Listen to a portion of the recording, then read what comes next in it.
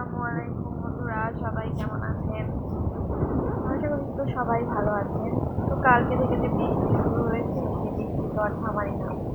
তো বৃষ্টির মধ্যে সবকিছুই কেমন যেন বিরক্ত লাগে। এতদিন মনে হচ্ছিল যে কেন বৃষ্টি নামে না। তো বৃষ্টি নামা শুরু হয়েছে, এখন তো আর কাজ কাম করে শান্তি পাইতেছি। মেয়ের সব জামা কাপড় সেই কালকে ধুয়ে দিচ্ছি, এখনো শুকায় নাই ভালো মতো। আজকের গুলো আবার কি করবো সেটা ভাবতেছি। সেটা ভাবতে ভাবতে মেয়েরা ঘুমে রয়েছে, তার মধ্যে রান্না বাড়া শুরু করে দিচ্ছে। মানে বৃষ্টির ভিতরে কাজ কাম যত তাড়াতাড়ি করা যায় ততই ভালো।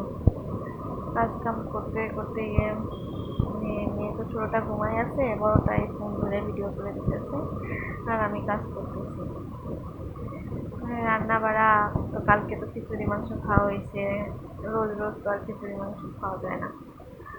তো আজকে একটু অন্য কিছু ট্রাই করছি, 3-4 পদের ভাজা ভাজবো আজকে। এই চাল কুমড়া ভাজতেছি, পটল আর কাঁকরোল। তিনটাই আমার ফেভারিট, আমার বলতে সবারই ফেভারিট, সবাই খুব ভালো বাসে এটা খাইতে।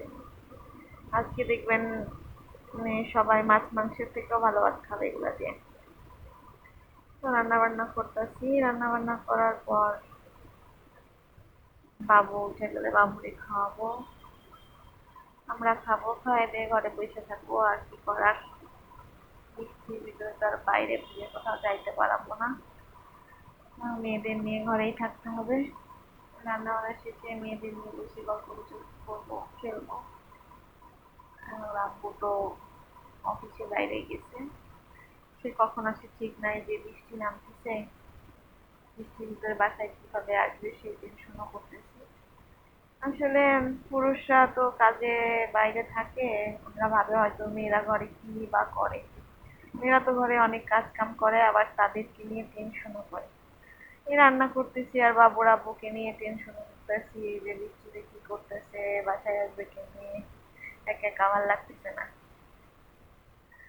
তো রান্না বাড়া প্রায় শেষ, এখন খাওয়া দাওয়ার পালা।